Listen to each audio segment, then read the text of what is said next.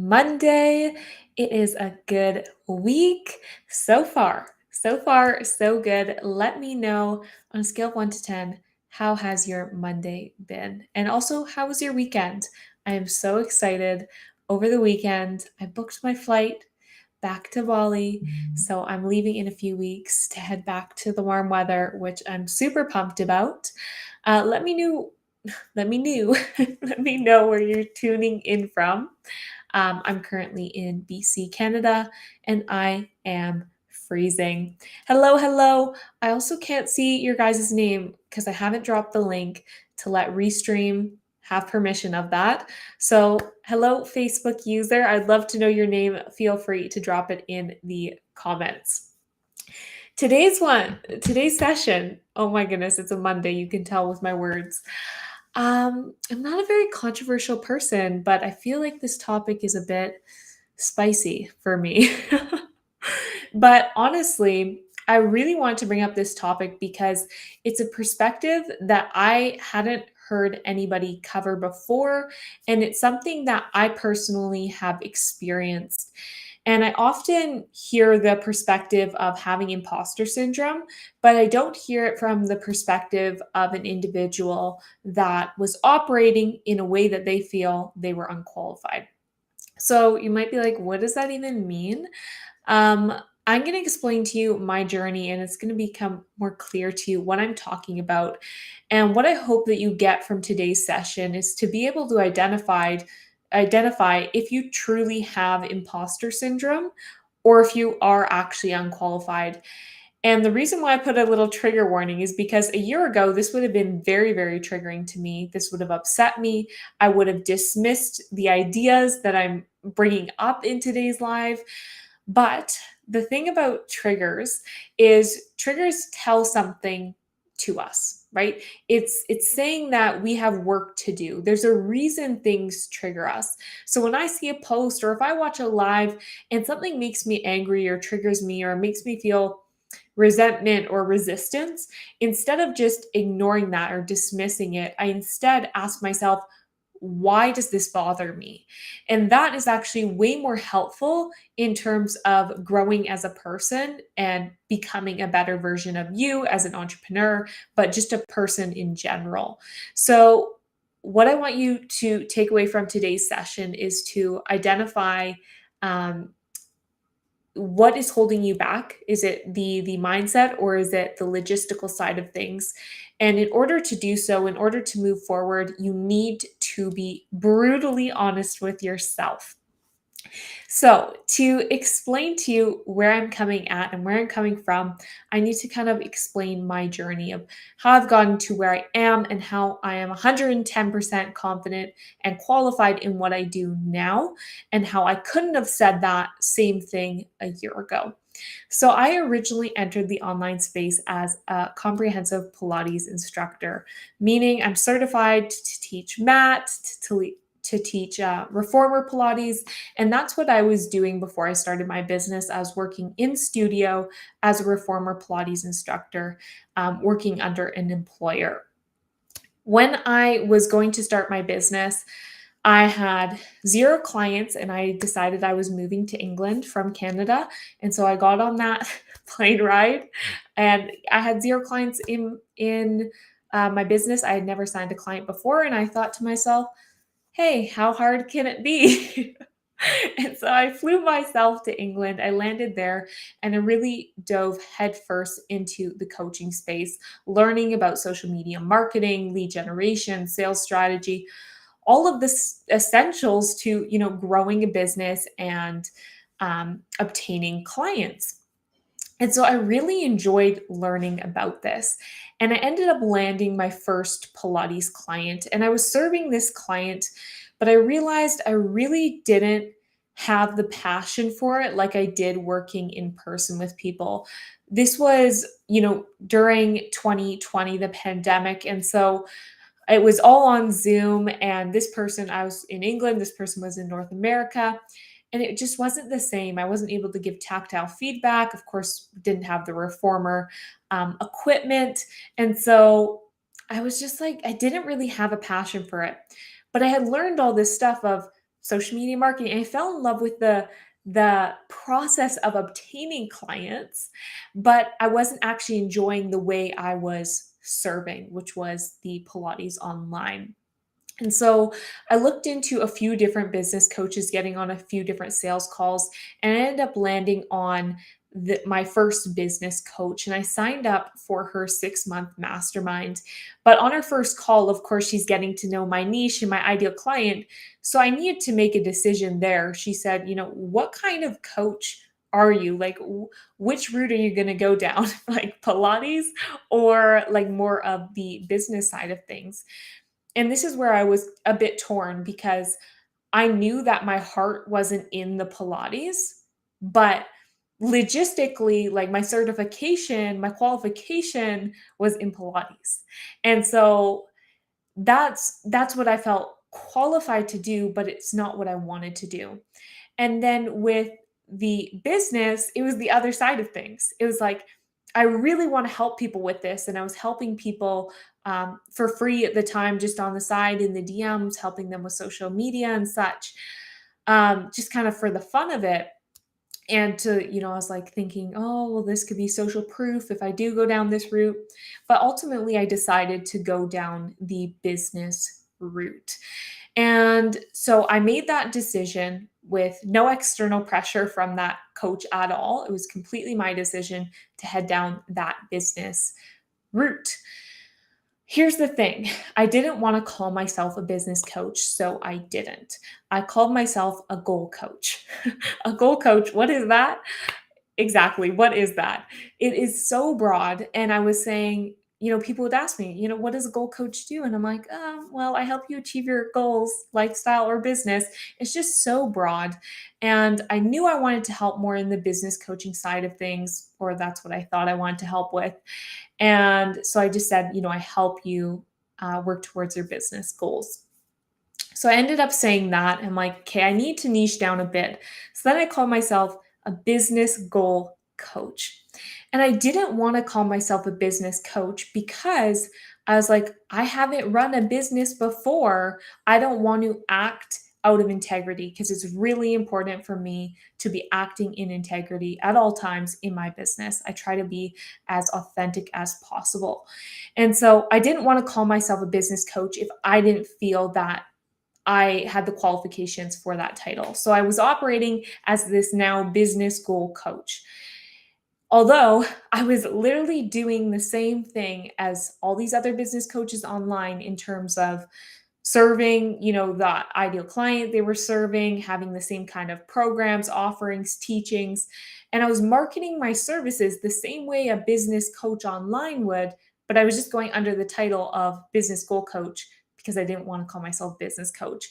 And then after time, having experience with clients and launching and group coaching and one-to-one, I was like, okay, this is ridiculous. I know that I'm doing and operating the same way all these other business coaches are. I'm just going to drop this goal and just call myself a business coach.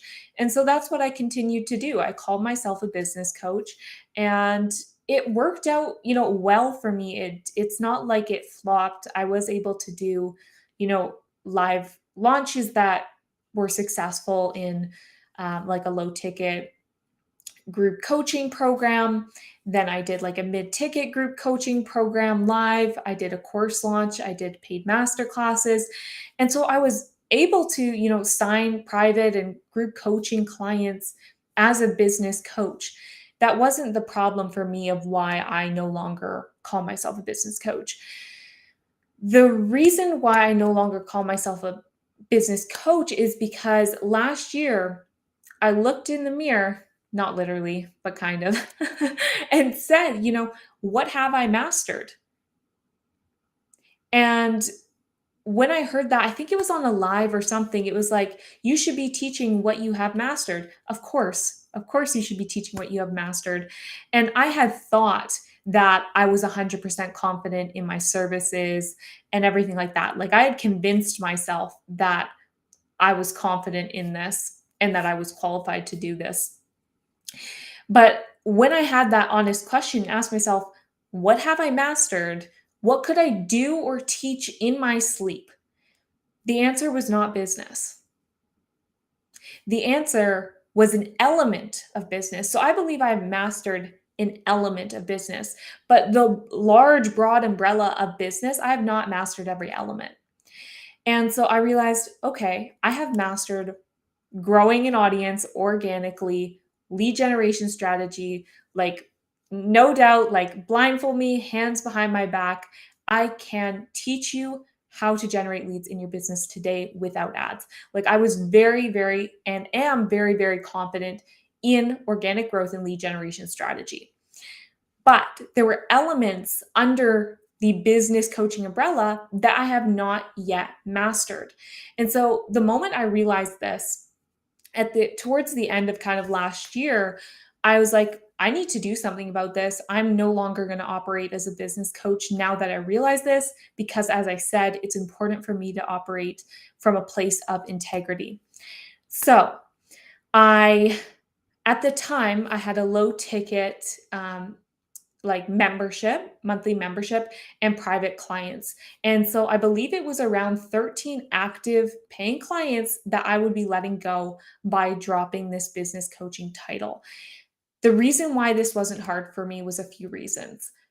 One, I was knowing that I was doing the right thing for myself and my clients. Two, I was giving my business coaching clients a new way to work with me if they desired to work with me as a lead generation strategist. Three, am 100% confident in lead generation services and helping people with done for you or teaching people lead generation, group growth, organic strategy, marketing for their business. And so when you're 110% confident, I knew that this was going to support my business in so many ways because I was going to be able to sell with more ease, show up with more ease, and the conviction speaks volumes. When you have conviction for what you do, when you believe so much that you know how to serve people and you can help people, it like sells for itself, honestly, because you cannot fake the conviction. You cannot fake that kind of confidence. And so I knew that this was going to be opening up a new realm of opportunity for my current clients as well as my future clients. I was opening up space to serve in a way that I would be able to impact people and their businesses on a deeper level. So there was a plethora of reasons why I made this transition. So I let my clients know, hey, I am no longer operating as a business coach moving forward, but I am operating in this new way. And even though I was letting go of those 13 or so active paying clients, I do have my done for you services. So it's not like I was letting go of all of my business revenue. Um, so once I made that realization, then I transitioned to now what I do, which is run my all organic marketing agency and serve my agency clients and team in that way. And then I do one-to-one lead generation consulting for people that want to generate an overflow of leads without running ads. So that is now how I operate. But I want to go back and explain to you my mindset over those last few years that kept me calling myself a goal coach, business coach, and not being 100% confident in my offer. I had convinced myself that I had imposter syndrome when I was really just unqualified. And I don't hear people talking about this because here's the thing, there are two narratives online, and often these narratives are spoken by the same people. There's people online saying you're undercharging, they're saying you're overqualified, they're saying how to overcome these limiting beliefs or why you feel like a fraud. And they're speaking to this imposter syndrome. And so people are self identifying, I'm talking about my past self, are self identifying that they have imposter syndrome when they are actually unqualified. So that, what I just said there, would be so triggering to me a year ago. But I want you to ask yourself, is it imposter syndrome or am I actually unqualified? The good thing is there are action steps, either which one you identify with, there are action steps, and it's best to be self-aware and identify yourself with one of these things so that you can move forward. How do you know you have imposter syndrome rather than are unqualified? So, imposter syndrome is more of the mindset, but the logistical side of things are proving that to be false. So, for your area of expertise, the way you serve people, what I want you to do is to list out what proves that to be false. What makes you not a fraud? What makes you qualified to teach what you teach? And I don't mean theoretically, like think about this. I mean, like actually write this down, like have a document. What's the proof? And I don't just mean formal education or certifications. This can be your own personal experience going through this journey. This could be the way you've already helped people. That could be family, friends. That could be paid people or not paid people. But I'm talking about what is the experience you have? What tells you on paper that you are who you say you are and you can help people transform in the way that you say you can help people transform? Because when you have these limiting beliefs, right, this self-doubt, I want you to have that document. I want you to have that file to prove and take away the emotion from it and look at it, the paper and say, this is the facts. This is the truth. I am qualified. So if on paper, right, you are qualified and you feel maybe like a fraud or something, that's more the people that are usually falling under this umbrella of imposter syndrome. Then there's the other side of things. There's these people, my past self, that had thought, I thought I had imposter syndrome. I, I don't think I had imposter syndrome. I think I was just unqualified. And that's why I felt the way I felt. But it was so normalized to have imposter syndrome that I had convinced myself that that's why I was feeling the way I was feeling. So, if you are unqualified, when you write out logistically, you will not have the evidence to support what you say you can help people do or transform in the way you transform. Or you don't feel that you have mastered what you are teaching people. The good thing is, the sooner you identify if you feel unqualified for the current position you're marketing yourself as, is you can shift this. This is ultimately your choice. And it's so, so empowering to be able to step into a position that you feel so confident in an area that you have mastered. It's just such a freeing and different feeling.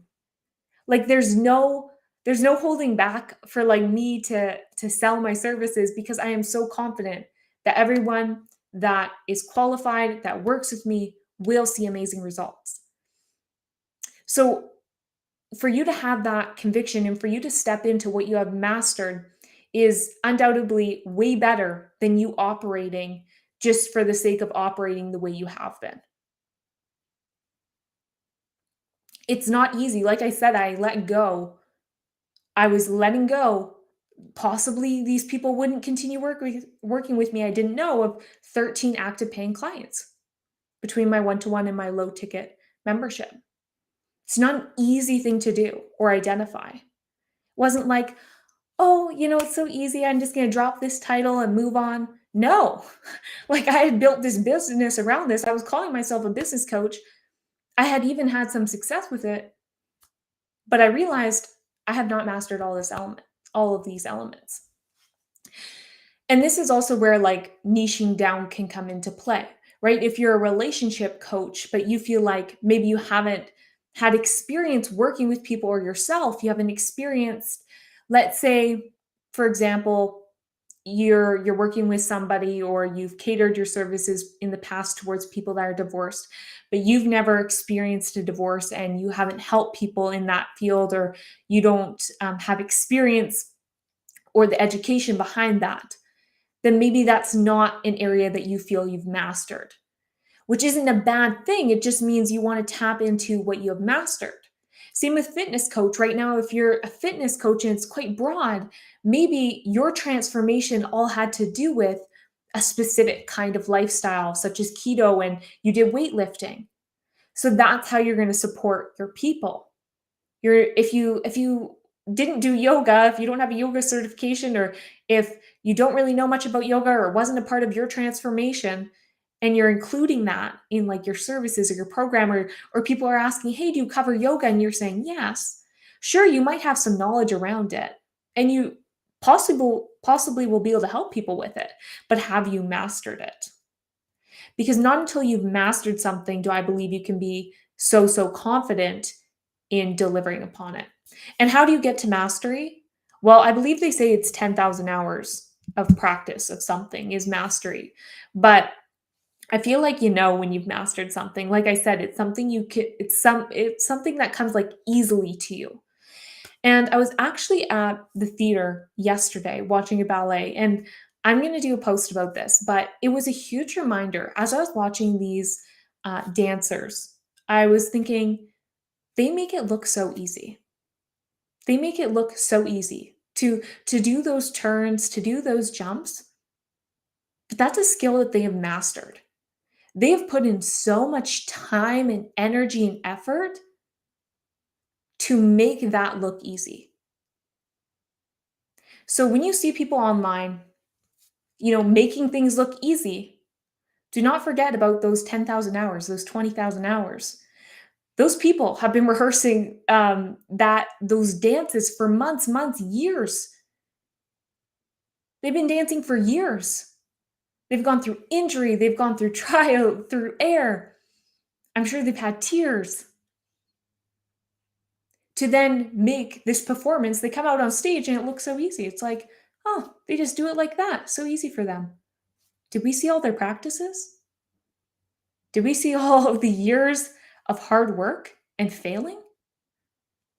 We so often judge people's performances and compare our practice to their performance. I'm going to check in on the comment section here. Triggers show us where we need to do the inner work. Absolutely. Emily, this is so deep, unqualified or imposter syndrome. Yes, this is like my honest experience, and I wish I had seen this live sooner. It would have been super triggering, but I probably would have made a change sooner. And for me to now be operating from a place that I have so much conviction, I know I'm qualified for, not just in like my self-belief, but like I have the evidence to prove to people and myself, more importantly, that I am who I say I am, that I can transform people in the way I say I can, and support people in the way I say I can. It's just a whole nother level that you're able to show up, that you're able to serve, because it's really coming from that place of service. And do you really want to be operating under your current title if it's not going to serve your people in the best way possible? Like for me, I want my clients to have the best experience possible, the best transformation possible, the best support from me as possible. And I knew that operating still as a business coach was not serving me or my clients. Hence why I decided to make the change as soon as I identified that, even though it wasn't an easy thing to do. I made that change and it has reaped the rewards because I'm able to show up much more freely. People invest in me with more ease because they see how confident I am in my ability to deliver. People invest in people that are confident, for sure. That's why people that aren't even necessarily that good at what they do, but have the confidence to sell, can sell things. So, how good would it be if not only you're good at what you do, but you're also super confident in being able to sell it? That is my session for today. I'm very interested to hear your guys' thoughts, and I can't wait to see the names when I go onto Facebook of actually who's making these comments, and I see on YouTube as well. Because Restream, I need to drop the link so I can see your guys' names. I hope you have an amazing week ahead. If you have any questions for me regarding this topic, feel free to reach out in the DMs. We can talk about it. If you want support in generating more leads without running ads, just DM me leads and we can chat about it. So have an amazing week. Happy Monday or I'm like, "What part of the world would it be Tuesday morning?" Yes, it would be Tuesday morning, maybe in Australia. So I hope you're having a great start to your week, and I'll talk to you soon. Bye.